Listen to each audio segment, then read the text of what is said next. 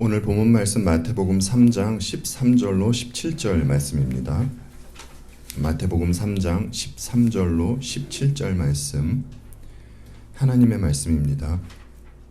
이때 예수께서 갈릴리로부터 요단강에 이르러 요한에게 세례를 받으려 하시니 요한이 말려 이르되 내가 당신에게 세례를 받아야 할 터인데 당신이 내게로 오시나이까? 예수께서 대답하여 이르시되 이제 허락하라. 우리가 이와 같이 하여 모든 의를 이루는 것이 합당하니라 하시니 이에 요한이 허락하는지라. 예수께서 세례를 받으시고 곧 물에서 올라오실새 하늘이 열리고 하나님의 성령이 비둘기같이 내려 자기 위에 임하심을 보시더니 하늘로부터 소리가 있어 말씀하시되 이는 내 사랑하는 아들이요 내 기뻐하는 자라 하시니라. 아멘. 지난주 본문에서는 심판에 대한 메시지가 강하게 드러났었습니다. 세례 요한이 이런 말씀을 하셨죠. 이미 도끼가 나무 뿌리에 놓여 있으니 라고 말입니다. 하나님은 이미 심판을 준비해 놓으셨다라는 것입니다. 하나님께서 준비하신 일은 반드시 일어나게 되는 것이죠. 그래서 이 심판은 참으로 우리들에게 있어서 두렵고 떨리는 일이 되는 것입니다. 그리고 세례 요한이 사람들에게 행했던 물세례는 앞으로 있을 성령과 불세례를 모형으로 하고 있던 것이었습니다. 어떤 사람에게 성령 세례는 구원을 주는 세례이지만 또 다른 이들에게는 저주의 불세례가 되는 것입니다. 그러나 진심으로 예수님을 믿는 성도는 두려워하지 않아도 됩니다. 왜냐하면 모든 인간은 하나님으로부터 심판받아 마땅한데 그리스도는 창세전에 선택하신 어떤 무리를 위해서 대신 심판을 받아주셨기 때문입니다. 그 무리가 교회인 것이죠. 그러면 이들에게 어떤 특징이 나타날까라고 했을 때 세례 요한이 외쳤던 그 말씀, 회개와 회개에 합당한 열매가 그들에게 나타난다라는 것이었습니다. 잘못 살아왔던 삶의 방식으로부터 돌이키는 모습이 나타난다라는 것이죠. 오늘 본문으로 들어가기에 앞서서 여러분들에게 질문을 하나 드리고 말씀을 시작하겠습니다. 우리가 지금까지 살펴보았듯이 세례 요한이 행한 물세례와 회개의 선포는 죄인에게 해당하는 것이었습니다. 그렇죠? 그런데 씻을 죄도 없으시고 버릴 죄도 없으신 예수님께서, 우리 주님께서 왜 요한에게 세례를 받으러 오셨을까요? 아니, 왜 세례를 받으셔야만 하셨을까요? 이 질문을 여러분 생각하시면서 오늘 말씀을 들어주시기 바랍니다. 예수님께서 세례를 받는 장면은요, 사복음서 모두에 기록되어 있습니다.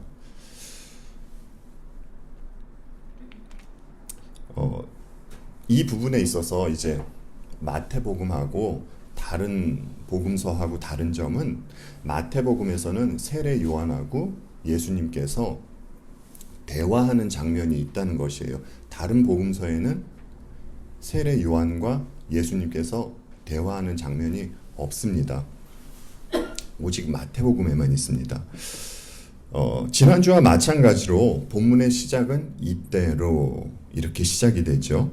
세례 요한이 많은 사람들에게 세례를 주고 있는 이때에 이제 드디어 주님이 등장하시고 세례 요한과 만남을 갖게 되는 것입니다. 13절 말씀만 제가 다시 한번 읽어보겠습니다. 이때 예수께서 갈릴리로부터 요단강에 이르러 요한에게 세례를 받으려 하시니, 여러분 요한하고요 우리 주님께서 만나게 되는 곳이 어디입니까? 요단강이죠. 유대인들에게 있어서 이 요단강은 특별한 곳입니다. 이들이 요단강을 왜 특별하게 여기는지 여러 이유가 있습니다. 이 이유들 중에서 두 가지만 말씀을 드리자면, 이것은 이스라엘 백성이 40년 광야 생활을 마치고 가나안으로 입성할 때에, 그때 건넜던 곳이 이 요단강입니다. 그리고 또 엘리야 선지자가 이 제자인 엘리사와 함께 강을 치며 건넜던 곳이 있지 않습니까? 이 강이 요단강입니다. 그러니까 엘리야 선지자는 이 요단강을 건너서 하늘로 승천하게 된 거였습니다. 이런 일이 있던 곳이었기 때문에 유대인들은 요단강에 큰 의미를 두고 있었습니다. 그런데 엘리야를 닮은 마지막 선지자인 세례 요한과 또 우리 주님께서 요단강에서 만나게 되는 것입니다. 그러니까 요단강은 어떤 영적인 변화가 이루어질 때 그때 나타나는 장소적 개념이 있는 것이죠. 따라서 우리도 오늘 본문 13절 말씀을 보면서 앞으로 어떤 영적인 변화가 나타나는 일이 발생하겠구나 라고 짐작할 수 있게 되는 것입니다. 오늘 본문 13절과 14절에서 보여주듯이 주님이 요한을 만나러 오신 목적은 세례를 받기 위해서입니다. 그런데 요한은 자신에게 세례를 받으러 오신 예수님을 말립니다. 너무나 황송한 것이죠. 요한은 주님의 신을 들기에도 감당하지 못하는 그러한 마음을 갖고 있는데 오히려 주께서 자기에게 세례를 받으려 한다는 것이 감당이 되지 않았던 것입니다. 주님은 이런 요한을 설득하시죠. 이것에 대해서 15절에서 잘 말해주고 있습니다. 이제 허락하라. 우리가 이와 같이 하여 모든 의를 이루는 것이 합당하니라 라고 말씀을 하시죠. 왜 예수님께서 요한에게 세례를 받으셔야 모든 의를 이루게 되는 것입니까? 주님이 말씀하신 모든 의라는 것이 무엇이겠습니까? 여기서 말씀하신 모든 의라는 것은요, 하나님의 뜻을 이루어야 한다라는 뜻입니다. 그러면 예수님을 향하고 있던 성부의 뜻이 무엇이었습니까, 여러분? 새로운 이스라엘을 대신해서, 교회를 대신해서 십자가에 달리시는 것이 성부의 뜻이었습니다. 그래서 주님은 궁극적으로 십자가에 달리시려고 이 땅에 오신 것이었죠. 이런 이유에서 주님은 죄인들과 같은 모습이 되기 위해서 세례를 받으시려고 하신 것이었습니다. 이사야서 53장 11절로 12절 말씀 함께 보겠습니다. 그가 자기 영혼에 수고한 것을 보고 만족하게 여길 것이라. 나의 의로운 종이 자기 지식으로 많은 사람을 의롭게 하며 또 그들의 죄악을 친히 담당하리로다. 그러므로 내가 그에게 존귀한 자와 함께 몫을 받게 하며 강한 자와 함께 탈취한 것을 나누게 하리니 이는 그가 자기 영혼을 버려 사망에 이르게 하며 범죄자 중 하나로 헤아림을 받았음이니라. 그러나 그가 많은 사람의 죄를 담당하며 범죄자를 위하여 기도하였느니라. 아멘. 이사야 선지자가 예언했듯이 주님은 죄인들을 살리시려고 당신께서 직접 그들과 같이 되신 것입니다. 이사야가 예언했던 이 고난받는 종이 실제로 오셔서 예언의 말씀을 이루어가고 계신 것이죠. 그리고 예수님께서 세례를 받으셨다라는 것은 우리가 쉽게 생각하고 넘어갈 문제가 아닙니다. 주께서 세례를 받으셨다는 것은 죄인이 되셨다라는 그런 의미가 함축되어 있기 때문입니다. 그래서 주님은 실제로 어떤 관료들이나 그 종교 지도자와 함께 한 것이 아니라 당시에 그 죄인으로 낙인 찍혀 있던 세리나 창기들하고 먹고 마시는 모습을 보여주셨던 것입니다. 그래서 주님은 이런 죄인을 대표해서 세례를 받으신 거죠. 그리고 한 걸음 더 나아가서 주님은 죄인들을 위해서 당신의 몸을 대속물로 드리는 그래서 그들을 섬기는 종의 모습도 보여주게 되는 것입니다. 지난주에 심판에 대해서 말씀을 드리면서 우리는 성경이 말하는 심판교리에 대해서 진지하게 생각해야 한다라고 말씀을 드렸습니다. 하지만 심판을 두려워할 필요는 없다는 말씀도 드렸었죠. 왜냐하면 우리의 주인 되시는 우리 주님 예수 그리스도께서 우리를 대신해서 이미 미리 십자가에서 심판을 받으셨기 때문입니다.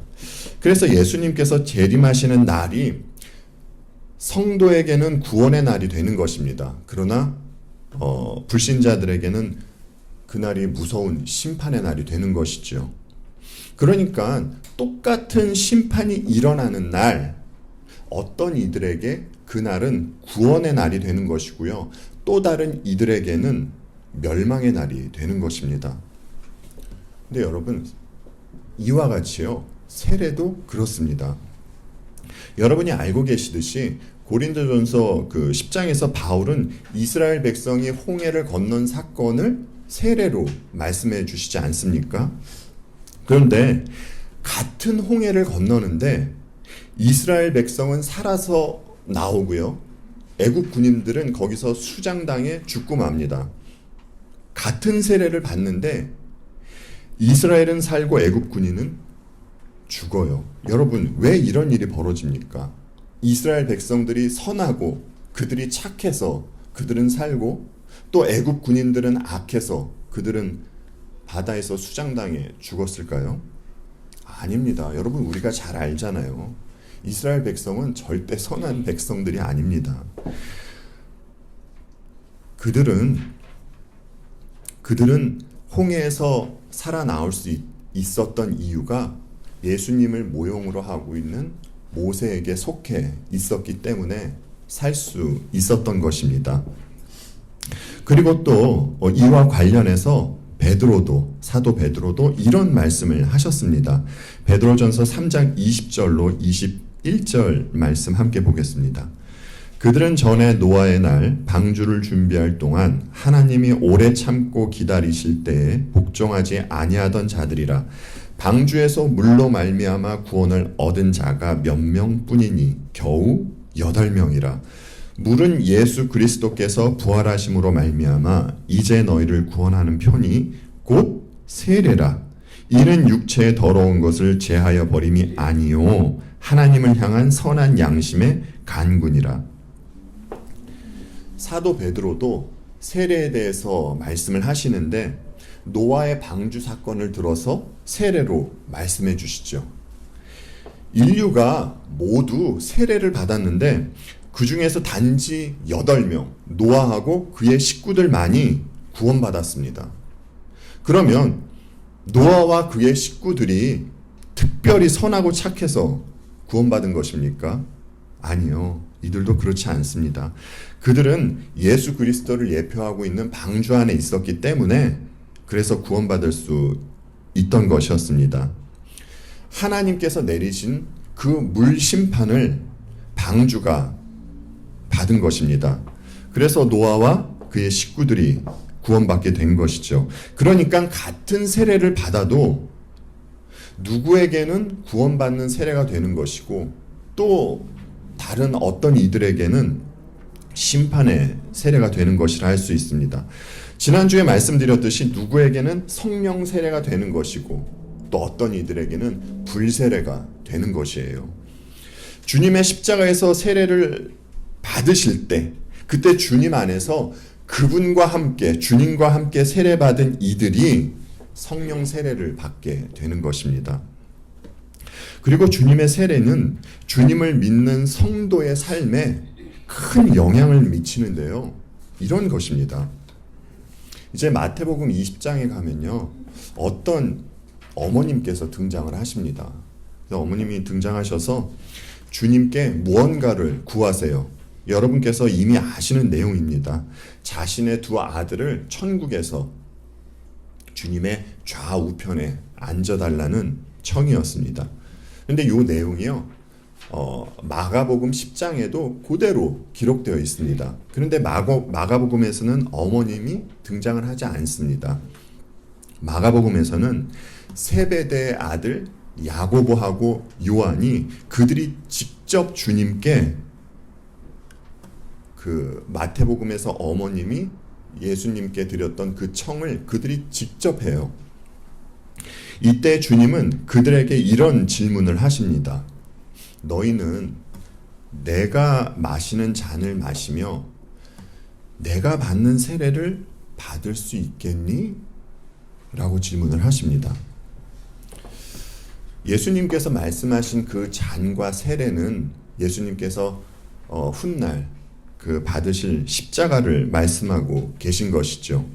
하지만 야고보와 요한은 주께서 하신 질문이 어떤 의도인지 모르면서 그 질문이 어떤 의도로 하신 질문인지도 모르면서 할 수 있다라고 그렇게 대답을 합니다. 그런데 이제 우리는 이 부분에서 한번 자세히 보아야 합니다. 주님은 그들이 질문의 뜻을 모르고 대답했다라는 것을 알고 계셨어요. 그럼에도 불구하고 주님은 야고보하고 요한이 대답한 그대로 될 것이다 라고 말씀을 하십니다. 아니, 예수님께서 아무것도 모르고 있는 그들에게 왜 그렇게 말씀을 하셨겠습니까? 왜냐하면 이제 이들은 예수님이 살았던 그 삶을 똑같이 살게 될 것이기 때문이었습니다. 우리가 이미 이들의 삶과 이 땅에서의 그 마지막을 알고 있지 않습니까? 그들의 삶은 순교와 핍박의 삶이었습니다. 야고보는요, 아그리빠에 의해서 칼에 맞아 순교를 하게 되지 않습니까? 야고보가 사도들 중에서 가장 먼저 순교자가 됩니다. 그리고 요한은요, 가장 오랫동안 예수 그리스도의 고난에 동참하는 삶을 살게 됩니다. 여러분, 이 두 사람은요, 그 오순절 다락방 사건에서 성령 세례를 받은 분들입니다. 이분들은 영생을 얻은 분들이고요, 하나님으로부터 참된 복을 받은 분들이세요. 하나님의 자녀로서 하나님 나라를 상속받은 분들이에요. 이렇게 복된 존재들이 왜 이 땅에서 이런 험한 일을 당하냐 말입니다. 왜냐하면 이들은 예수 그리스도와 한 몸을 이루고 있기 때문입니다. 물론 야고보와 요한은 이들은 특별한 때에 있던 분들이라 특별한 일을 당하신 것도 있습니다. 하지만 성도는 예외가 없습니다. 예외 없이 그리스도의 남은 고난에 동참하는 분들이기 때문입니다. 그래서 주님은 야고보와 요한에게 내가 마신 잔을 마시며 내가 받은 세례를 받게 될 것이라고 말씀하셨던 것입니다. 성도가 세례를 받는다는 것은 우리 주님과 한 몸을 이루게 되었다라는 것을 나타내는 것이죠. 따라서 성도는 주님의 죽으심과 부활에 참여하게 된다는 것입니다. 이것이 그들의 인생 속에서 경험하게 되는 것이에요. 바울의 말씀을 한번 들어보겠습니다. 바울이 로마서 6장에서 이런 말씀을 하셨습니다. 로마서 6장 3절로 4절 말씀입니다. 무릇 그리스도 예수와 합하여 세례를 받은 우리는 그의 죽으심과 합하여 세례를 받은 줄 알지 못하느냐? 그러므로 우리가 그의 죽으심과 합하여 세례를 받음으로 그와 함께 장사되었나니 이는 아버지의 영광으로 말미암아 그리스도를 죽은 자 가운데서 살리심과 같이 우리로 또한 새 생명 가운데서 행하게 하려 함이라. 아멘. 바울은 예수와 합하여 세례를 받은 우리는 그의 죽으심과 합하여 세례를 받은 줄 알지 못하느냐라고 말씀을 하시죠. 성도는 그리스도와 함께 죽은 분들입니다. 죄에 대해서 죽은 존재들입니다. 그리고 영생을 얻은 복된 존재입니다. 하지만 이 땅에서는 우리 주님의 죽으심에 동참하는 일을 경험하게 된다는 것이죠. 그리고 또 예수님께서 세례를 받으시고 물에서 올라오실 때 어떤 일이 벌어지게 됩니까? 본문 16절과 17절 말씀을 다시 한번 보겠습니다. 예수께서 세례를 받으시고 곧 물에서 올라오실새 하늘이 열리고 하나님의 성령이 비둘기같이 내려 자기 위에 임하심을 보시더니 하늘로부터 소리가 있어 말씀하시되 이는 내 사랑하는 아들이요 내 기뻐하는 자라 하시니라. 성경에는 직접 삼위일체라는 말은 없습니다. 그렇죠? 하지만 지금 읽은 본문을 보면서 삼위일체 하나님에 대해서 알 수 있는 것입니다. 성부, 성자, 성령 모두 등장하시죠. 예수님께서 물에서 올라오실새 하늘이 열렸다고 합니다. 여러분, 사람의 힘으로 하늘을 열 수 있습니까? 하늘을 열 수가 없지요. 하늘이 열렸다는 것은 하나님께서 하셨다는 것입니다. 그렇지 않습니까? 그리고 또 하늘 말고 하나님께서 어떤 일을 해주셔서 열린 것이 있죠. 그것이 무엇입니까? 예수님께서 십자가를 지시면서 성소의 휘장이 열리게 되잖아요. 그래서 우리 주님께서 세례를 받으면서 하늘이 열린 일은 나중에 성소의 휘장이 열리는 것을 시사하는 것으로 우리가 볼 수 있습니다. 그리고 또 어떤 일이 벌어졌습니까? 하나님의 성령이 비둘기처럼 내렸다고 하죠. 아까 세례에 대해서 말씀을 드리면서 잠깐 노아의 방주 사건을 언급했었습니다. 이때를 다시 한번 좀 기억해 보았으면 합니다. 노아 당시에 하나님께서 폭우로 심판을 하셨죠. 그리고 이 폭우가 멈추게 되었을 때 노아는 물이 얼마나 줄었는지 알아보고 싶어서 처음에는 까마귀를 날려보냅니다. 그리고 나중에는 비둘기를 날려보내죠. 그리고 이제 시간이 지나서 비둘기가 그 올리브 잎을 물고 오지 않습니까? 우리 개역개정 성경에서는 감람나무 새 잎사귀라고 되어 있는데 이것이 올리브 잎을 말하고 있는 것입니다. 그런데 이것이 의미하는 것이 있어요, 여러분. 이것이 의미하는 것이 무엇이냐면 그토록 무서운 하나님의 심판이 이제 지나가고 이제는 새로운 창조가 시작되고 있다는 것을 알려주고 있는 것입니다. 그러니까 요단강에서 세례 받으신 주님에게 성령이 비둘기처럼 내렸다라는 것은 이제 영적인 새로운 창조가 시작될 것이라는 것을 암시하고 있는 것이에요. 여러분 한번 생각해 보시기 바랍니다. 처음에 하나님께서 창조하신 세상이 얼마나 아름다운 세상이었겠습니까? 세상도 아름답고 인간도 아름답고 그죠? 동식물도 아름다웠지 않습니까? 이런 아름다운 세상이 인간이 범죄함으로 어떤 일이 벌어지죠? 역창조가 일어나지 않습니까? 역창조가 일어나게 되었다는 것은 하나님께서 그 세워놓으신 아름다운 질서가 파괴되었다는 것이에요. 그렇죠? 그런데 세례 요한이 뭐라고 외쳤습니까? 회개하라, 천국이 가까이 왔느니라. 이렇게 외치지 않았습니까? 천국이 왔는데 여전히 창조 질서가 파괴되어 있으면 그러면 어떻게 됩니까? 안 되죠. 그래서 죄로 인하여 무너진 질서를 우리 주님이 다시 오셔서 다시 새롭게 세워가시는 것입니다. 물론 이것은 모든 사람들에게 해당되는 것이 아니라 성도에게만 해당되는 것입니다. 그리고 또 16절 말씀을 보면서 이런 질문이 들지 않습니까, 여러분? 아니, 예수님은 인간이시면서 동시에 또 참 하나님이신데 꼭 성령 하나님께서 주님께 임하셔야만 했을까? 라는 질문 말입니다. 우리가 알고 있듯이 참 수없이 많은 사람들이 기독론을 흔들어댑니다. 여러분들께서 잘 알고 계시듯이 가장 많이 그들이 말하는 것이 주님을 도덕 선생으로 만드는 것이죠. 훌륭한 도덕 윤리 선생으로 만드는 것입니다.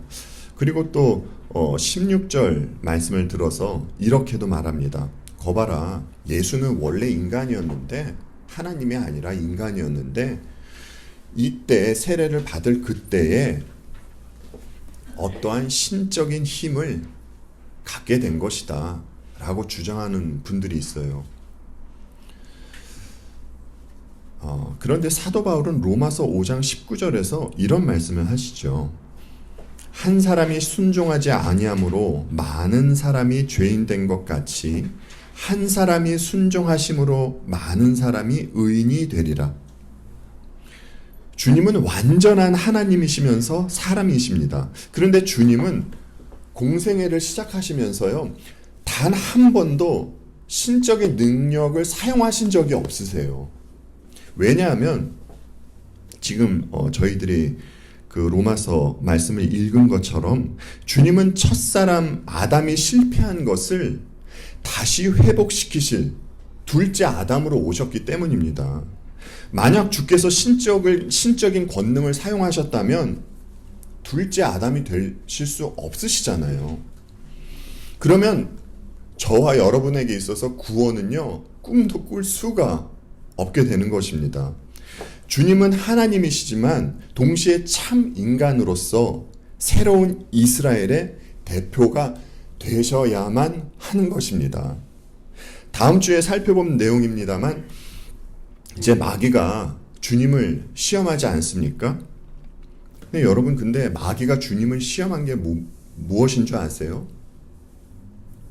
세 가지 시험을 하시는데 사실 그거를 하나로 이렇게 응축해서 보면은 마귀는 예수님께 당신의 신성을 사용하십시오 이거예요. 그런데 주님은 신성을 사용하시지 않으시죠. 마귀의 그 꾀임에 넘어가지 않으십니다. 그래서 마귀가 계속 이런 말씀을 하지 않습니까? 내가 만일 하나님의 아들이거든. 그렇죠?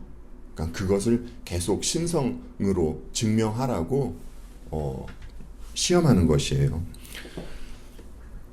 만약 주님께서 그때 신적 권능을 사용하셨다면 주님은 둘째 아담이 되실 수가 없는 것입니다.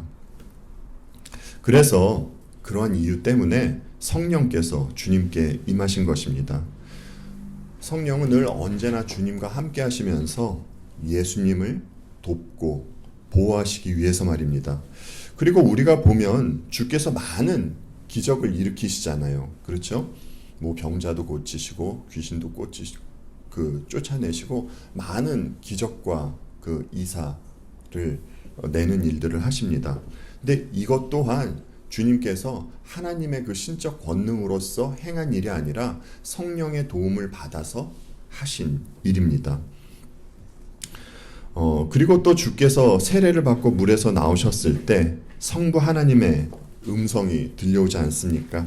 이는 내 사랑하는 아들이요 내 기뻐하는 자라 라는 음성 말입니다. 사람이 자식을 낳으면 사람을 낳습니다. 너무나 당연한 말이죠. 성부는 예수님의 아들이라고 공식적으로 지금 선포하고 계신 것입니다. 예수님께서 하나님이라고 성부께서 친히 증언해주고 있는 것이에요.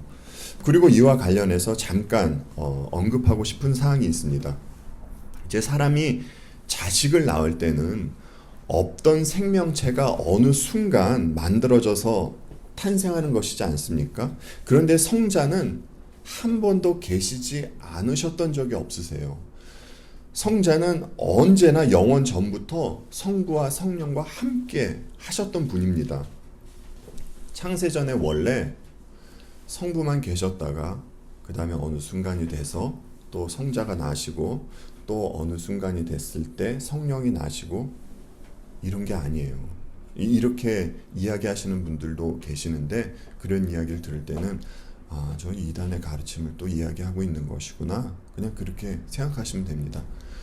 삼위일체 하나님은요, 늘 언제나 영원 전부터 늘 함께 하셨습니다. 각설하고 우리가 마태복음을 시작하면서 살펴보았듯이 주님은 다윗의 계보를 따라서 이 땅에 나셨습니다. 그런데 시편 2편에서 다윗은 이런 노래를 합니다. 시편 2편 7절로 8절 말씀 함께 보겠습니다. 내가 여호와의 명령을 전하노라. 여호와께서 내게 이르시되 너는 내 아들이라. 오늘 내가 너를 낳았도다. 내게 구하라.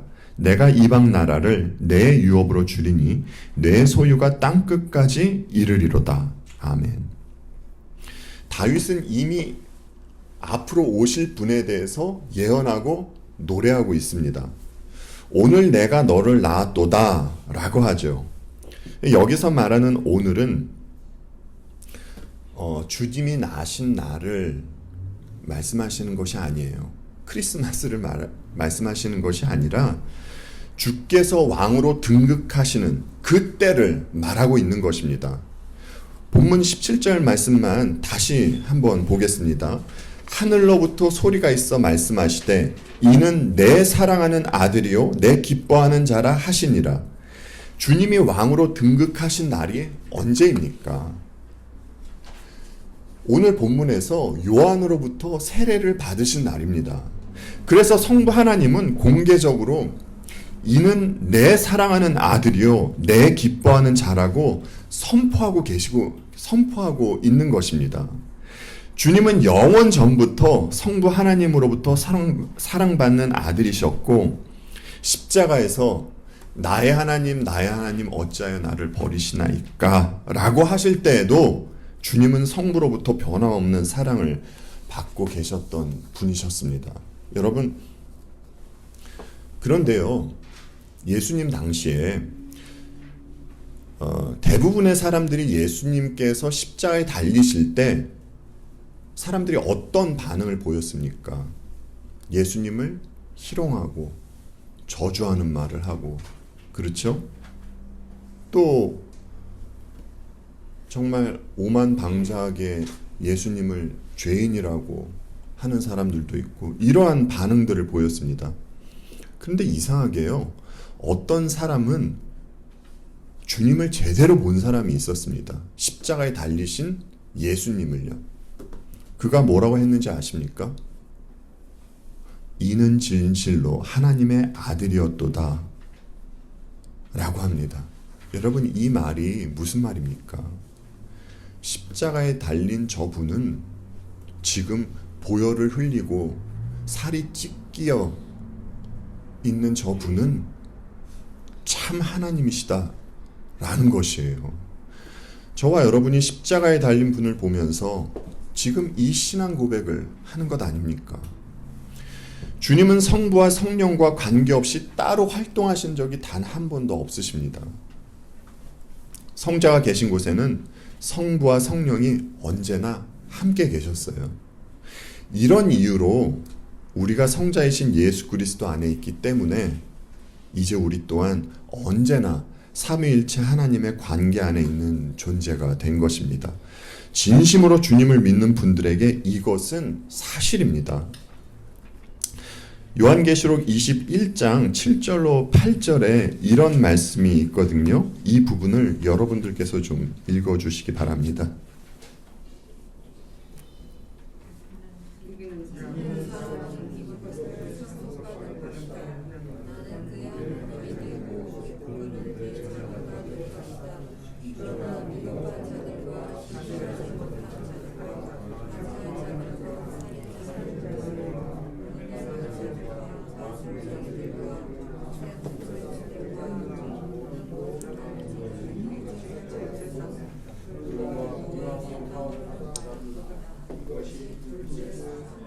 아멘.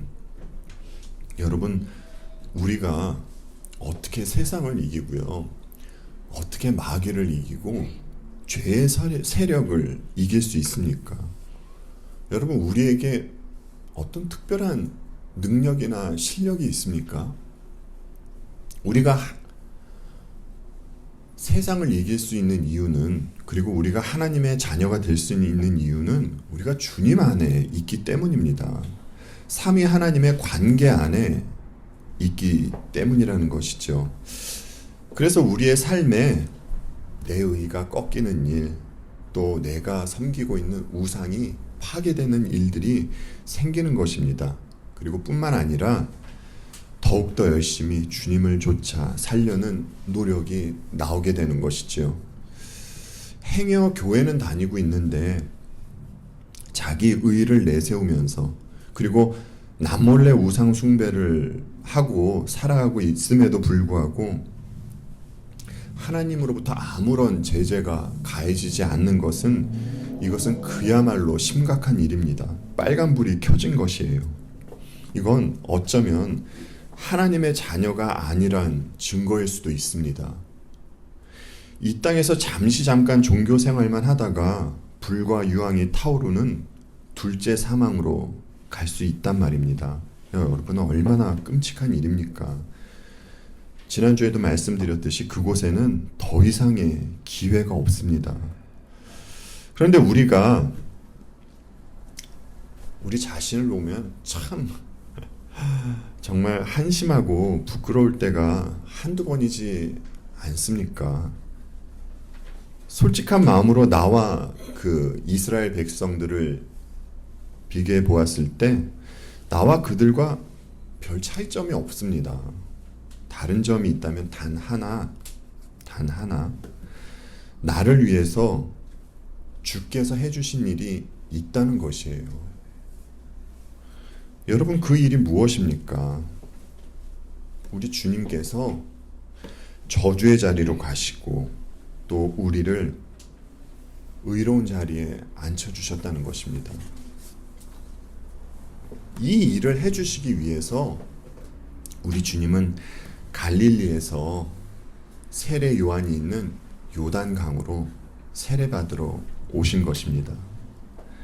그래서 주께서 세례를 받으시고 하나님으로부터 들으신 말씀, 이는 내 사랑하는 아들이요 내 기뻐하는 자라, 이 말씀을 저와 여러분도 동일하게 들을 수 있는 하나님의 자녀가 된 것입니다.